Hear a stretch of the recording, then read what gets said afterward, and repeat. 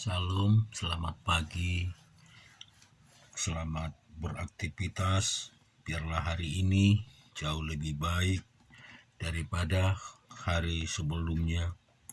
Kita renungkan firman Tuhan di Yohanes pasal yang pertama. Pada mulanya adalah firman. Firman itu bersama-sama dengan Allah, dan firman itu adalah Allah. Ia pada mulanya bersama-sama dengan Allah. Segala sesuatu dijadikan oleh Dia, dan tanpa Dia tidak ada sesuatu pun yang telah jadi dari segala yang telah dijadikan. Dalam Dia ada hidup, dan hidup itu adalah terang manusia. Terang itu bercahaya di dalam kegelapan, dan kegelapan itu tidak menguasainya. Datanglah seorang yang diutus Allah, namanya Yohanes. Ia datang sebagai saksi untuk memberi kesaksian tentang terang itu, supaya oleh Dia semua orang menjadi percaya. Ia bukan terang itu, tetapi ia harus memberi kesaksian tentang terang itu. Terang yang sesungguhnya yang menerangi setiap orang sedang datang ke dalam dunia. Ia telah ada di dalam dunia, dan dunia dijadikan olehnya, tetapi dunia tidak mengenal Dia. Ia datang kepada miliknya, kepunyaannya, tetapi orang kepunyaannya tidak menerimanya. Tetapi semua orang yang menerimanya diberikannya kuasa supaya menjadi anak-anak Allah, yaitu mereka yang percaya dalam namanya, orang-orang yang diperanakkan bukan dari darah atau dari daging, bukan pula secara jasmani oleh keinginan seorang laki-laki, melainkan dari Allah. Firman itu telah menjadi manusia dan diam di antara kita, dan kita telah melihat kemuliaannya, yaitu kemuliaan yang diberikan kepadanya sebagai anak tunggal Bapa, penuh kasih, karunia, dan kebenaran. Yohanes memberi kesaksian tentang Dia dan berseru kepadanya, "Inilah Dia yang kumaksudkan ketika aku berkata, kemudian daripadaku akan datang Dia yang telah mendahului aku, sebab Dia telah ada sebelum aku. Karena dari kepenuhannya kita semua telah menerima kasih karunia demi kasih karunia, sebab hukum Taurat diberikan oleh Musa, tetapi kasih karunia dan kebenaran datang dari Yesus Kristus. Tidak seorang pun yang pernah melihat Allah, tetapi anak tunggal Allah yang ada di pangkuan Bapa, Dialah yang mengatakannya." Dan inilah kesaksian Yohanes ketika orang Yahudi dan Yerusalem mengutus beberapa imam dan orang-orang Lewi kepadanya untuk menanyakan dia, "Siapakah engkau?" Ia mengaku dan tidak berdusta, katanya, "Aku bukan Mesias." Lalu mereka bertanya kepadanya, "Kalau begitu siapakah engkau, Elia?" Dan ia menjawab, "Bukan." "Engkaukah nabi yang akan datang?" Dan ia menjawab, "Bukan." Maka kata mereka kepadanya, "Siapakah engkau? Sebab kami harus memberi jawab kepada mereka yang mengutus kami. Apakah katamu tentang dirimu sendiri?" Jawabnya, "Akulah suara orang yang berseru-seru di padang gurun. Luruskanlah jalan Tuhan, seperti yang telah dikatakan Nabi Yesaya." Dan di antara orang-orang yang diutus itu ada beberapa orang Farisi. Mereka bertanya kepadanya, katanya, "Mengapakah engkau membaptis jikalau engkau bukan Mesias, bukan Elia, dan bukan Nabi yang akan datang?" Yohanes menjawab mereka, katanya, "Aku membaptis dengan air, tetapi di tengah-tengah kamu berdiri Dia yang tidak kamu kenal, yaitu Dia yang datang kemudian daripadaku. Membuka tali kasutnya pun aku tidak layak." Hal itu terjadi di Betania yang di seberang sungai Yordan, di mana Yohanes Pembaptis. Pada keesok harinya Yohanes melihat Yesus datang kepadanya, dan ia berkata, "Lihatlah Anak Domba Allah yang menghapus dosa dunia. Dialah yang kumaksud ketika kukatakan kemudian daripadaku akan datang seorang yang telah mendahului aku, sebab dia telah ada sebelum aku, dan aku sendiri pun mula-mula tidak mengenal dia, tetapi untuk itulah aku datang dan membaptis dengan air supaya ia dinyatakan kepada Israel. Dan Yohanes memberi kesaksian, katanya, "Aku telah melihat roh turun dari langit seperti merpati dan ia tinggal di atasnya. Dan aku pun tidak mengenalnya, tetapi dia yang mengutus aku untuk membaptis dengan air telah berfirman kepadaku, jikalau engkau melihat roh itu turun ke atas seseorang dan tinggal di atasnya, dialah yang membaptis dengan Roh Kudus, dan aku telah melihatnya dan memberi kesaksian, inilah anak Allah." Dan keesok harinya Yohanes berdiri di situ pula dengan 2 orang muridnya. Dan ketika ia melihat Yesus lewat, ia berkata, "Lihatlah anak domba Allah." Kedua murid itu mendengar apa yang dikatakannya itu, lalu mereka pergi mengikut Yesus. Tetapi Yesus menoleh ke belakang dan melihat bahwa mereka melihat dia, lalu berkata kepada mereka, "Apakah yang kamu cari?" Kata mereka kepadanya, "Rabi," artinya guru, "di manakah engkau tinggal?" Ia berkata kepada mereka, "Marilah dan kamu akan melihatnya." Mereka pun datang dan melihat di mana ia tinggal, dan hari itu mereka tinggal bersama-sama dengan dia. Waktu itu kira-kira pukul 4. Salah seorang dari keduanya yang mendengar perkataan Yohanes lalu mengikut Yesus adalah Andreas, saudara Simon Petrus. Andreas mula-mula bertemu dengan Simon saudaranya, dan ia berkata kepadanya, "Kami telah menemukan Mesias," artinya Kristus. Ia membawanya ke Yesus. Yesus memandang dia dan berkata, "Engkau Simon, anak Yohanes, engkau akan dinamakan Kefas," yang artinya Petrus. Pada keesok harinya Yesus memutuskan untuk berangkat ke Galilea. Ia bertemu dengan Filipus dan berkata kepadanya, "Ikutlah aku." Filipus berasal dari Betsaida, kota Andreas dan Petrus. Filipus bertemu dengan Nathanael dan berkata kepadanya, "Kami telah menemukan dia yang disebut oleh Musa dalam kitab Taurat dan oleh para nabi, yaitu Yesus anak Yusuf dari Nazaret." Kata Nathanael kepadanya, "Mungkinkah sesuatu yang baik datang dari Nazaret?" Kata Filipus kepadanya, "Marilah lihat." Yesus melihat Nathanael datang kepadanya, lalu berkata tentang dia, "Lihat, inilah seorang Israel sejati, tidak ada kepalsuan di dalamnya." Kata Nathanael kepadanya, "Bagaimana engkau mengenal aku?" Jawab Yesus kepadanya, "Sebelum Filipus memanggil engkau, aku telah melihat engkau di bawah pohon ara." Kata Nathanael kepadanya, "Rabi, engkau anak Allah, engkau Raja orang Israel." Yesus menjawab katanya, "Karena aku berkata kepadamu, aku melihat engkau di bawah pohon ara, maka engkau percaya. Engkau akan melihat hal-hal yang lebih besar daripada itu." Lalu kata Yesus kepadanya, "Aku berkata kepadamu, sesungguhnya engkau akan melihat langit terbuka dan malaikat-malaikat Allah turun naik kepada Anak Manusia." Dan kita juga renungkan di dalam Yosua pasal yang ke-10.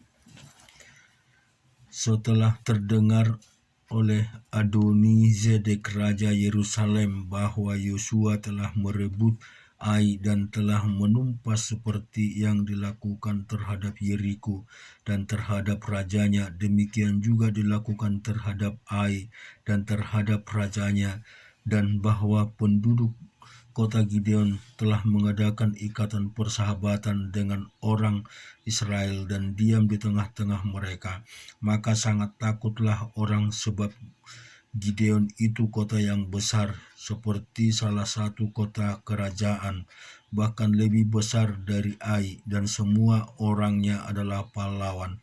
Sebab itu Adoni Zedek Raja Yerusalem menyuruh orang kepada Hoham Raja Hebron, kepada Piream Raja Yarmut, kepada Yafia Raja Lakis, dan kepada Debir Raja Elkon mengatakan, "Datanglah kepadaku dan bantulah aku supaya ketika menggempur Gibeon, karena telah mengadakan ikatan persahabatan dengan Yosua dan Israel."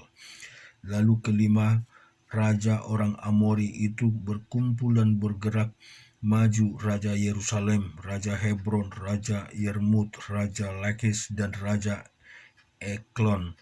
Mereka beserta seluruh tentara mereka. Mereka berkemah mengepung Gibeon dan berperang melawannya.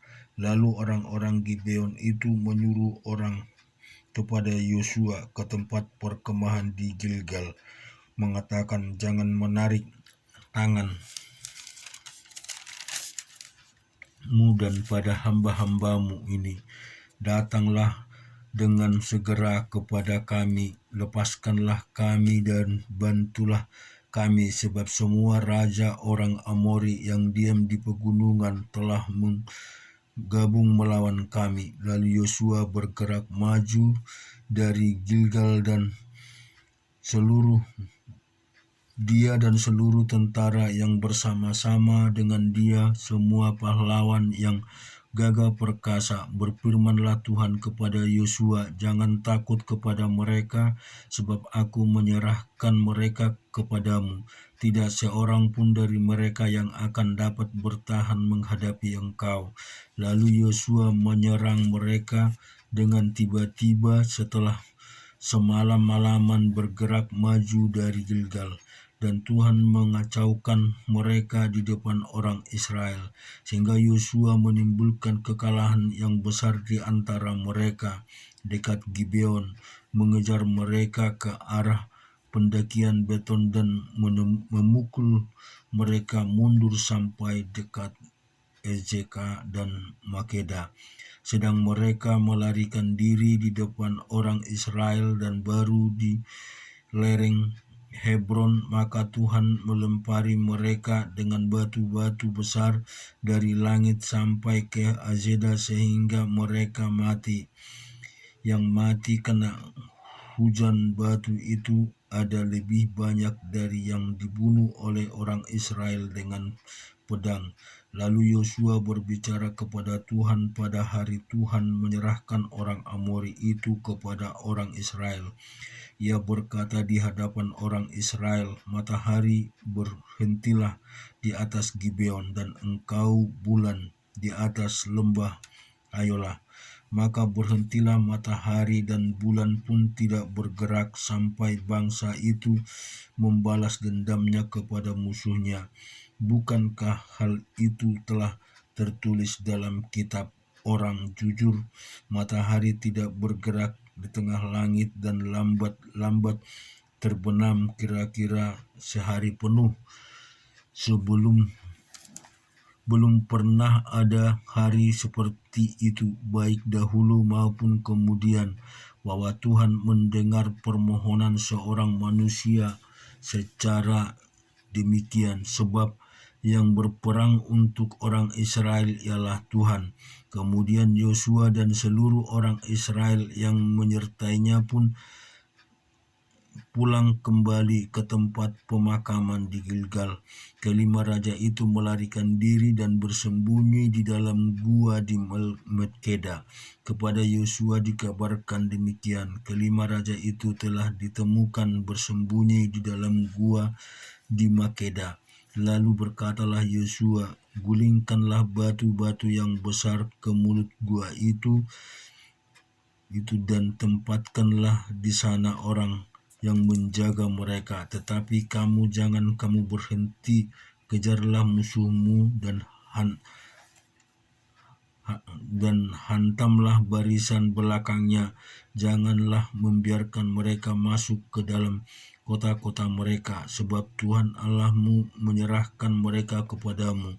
Setelah Yosua dan orang Israel selesai menimbulkan kekalahan yang besar sekali di antara mereka, sampai mereka dihancurkan sama sekali, beberapa orang dari mereka dapat lolos dan masuk ke kota-kota yang diperkuat. Pulanglah seluruh bangsa itu dengan selamat kepada Yosua ke tempat perkemahan di Makeda. Tidak ada seorang pun yang berani melempar kata-kata ancaman terhadap orang Israel. Kemudian berkatalah Yosua, bukalah mulut gua dan keluarkanlah kelima raja itu dari dalam dan bawa kepadaku. Dilakukanlah oranglah demikian. Kelima raja itu dikeluarkan dari gua itu dan dibawa kepadanya. Raja Yerusalem, Raja Hebron, Raja Yarmut, Raja Lakis, dan Raja Elklon. Setelah raja itu dikeluarkan dibawa kepada Yosua, maka Yosua pun memanggil semua orang Israel berkumpul dan berkata kepada para panglima tentara yang ikut berperang bersama-sama dengan dia, marilah dekat, taruhlah kakimu ke atas tengkuk raja-raja ini. Maka datanglah mereka dekat dan menaruh kaki di atas tengkuk raja-raja itu. Lalu berkatalah Yosua kepada mereka, jangan takut dan jangan tawar hati. Kuatkan dan teguhkanlah hatimu, sebab secara itulah akan dilakukan Tuhan kepada semua musuh yang kamu perangi. Sesudah itu Yosua membunuh raja-raja itu dan menggantung mereka pada 5 tiang, dan mereka tinggal tergantung pada tiang-tiang itu sampai matahari terbenam.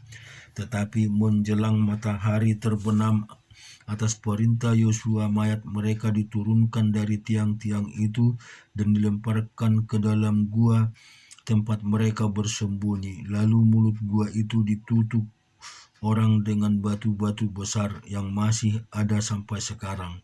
Pada hari itu Yosua merebut Makeda dan kota itu dipukulnya dengan mata pedang.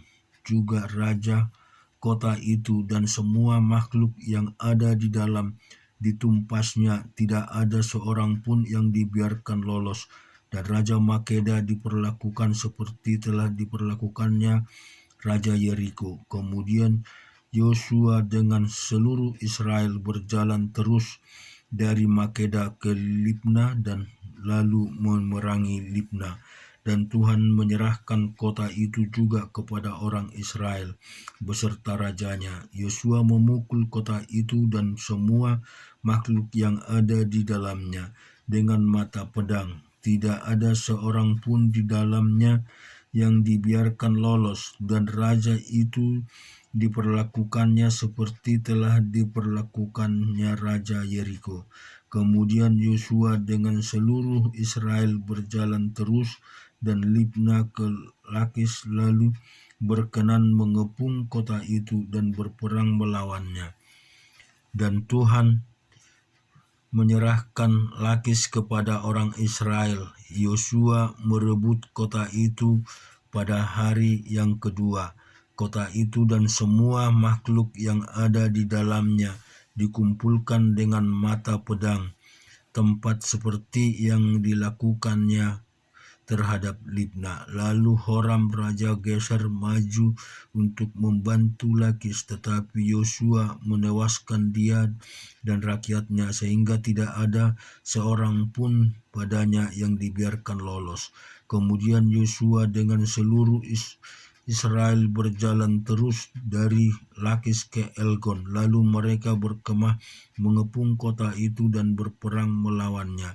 Kota itu direbut mereka pada hari itu juga dan dipukul dengan mata pedang. Semua makhluk yang ada di dalamnya ditumpasnya pada hari itu tepat seperti yang dilakukan terhadap Lakis. Kemudian Yosua dengan seluruh Israel bergerak maju dari Elon ke Hebron lalu berperang melawannya. Negeri itu direbut mereka dan dipukul dengan mata pedang, juga rajanya dan segala kotanya dan semua makhluk yang ada di dalamnya. Tidak seorang pun dibiarkannya lolos, tepat seperti yang dilakukannya terhadap Eglon, kota itu dan semua makhluk yang ada di dalam ditumpasnya. Kemudian Yosua dengan seluruh Israel kembali ke Debir lalu berperang melawannya. Negeri itu beserta rajanya dan segala kotanya direbutnya dan dipukul dengan mata pedang. Semua makhluk yang ada di dalamnya ditumpas mereka, tidak seorang pun yang dibiarkannya lolos seperti yang dilakukan terhadap Hebron. Demikianlah dilakukan terhadap Debir beserta rajanya, sama seperti yang dilakukan terhadap Libna raja beserta rajanya. Demikian Yosua mengalahkan seluruh negeri itu, pegunungan, tanah Negeb, daerah bukit dan lereng gunung beserta semua raja mereka. Tidak seorang pun yang dibiarkan lolos, tetapi ditumpasnya semua yang bernapas seperti yang diperintahkan Tuhan Allah Israel. Yosua menewaskan mereka dari Kades Barnea sampai Gaza, juga seluruh tanah Gosen sampai Gibeon. Semua raja itu dan negeri mereka telah dikalahkan Yosua sekaligus, sebab yang berperang untuk orang Israel ialah Tuhan Allah Israel. Kemudian Yosua dengan seluruh Israel pulang kembali ke tempat perkemahan Gilgal. Kita baca di dalam Mazmur 98. Nyanyikanlah nyanyian baru bagi Tuhan, sebab Ia telah melakukan perbuatan-perbuatan yang ajaib. Keselamatan telah dikerjakan kepadanya oleh tangan kanannya, oleh lengannya yang kudus. Tuhan telah memperkenalkan keselamatan yang daripadanya, telah menyatakan keadilannya di depan mata bangsa-bangsa. Ia mengingat kasih setia dan kesetiaannya terhadap kaum Israel. Segala ujung bumi telah melihat keselamatan yang daripada Allah kita. Bersorak-sorailah bagi Tuhan, hai seluruh bumi. Bergembiralah, bersorak-sorailah dan bermasmurlah. Bermasmurlah bagi Tuhan dengan kecapi dan lagu yang nyaring.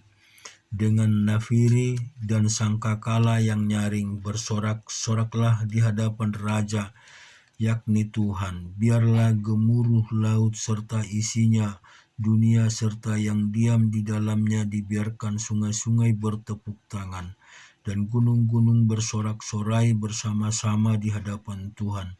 Sebab Ia datang untuk menghakimi bumi.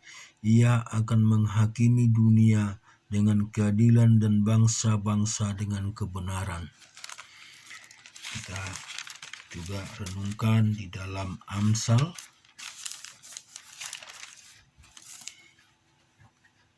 (29).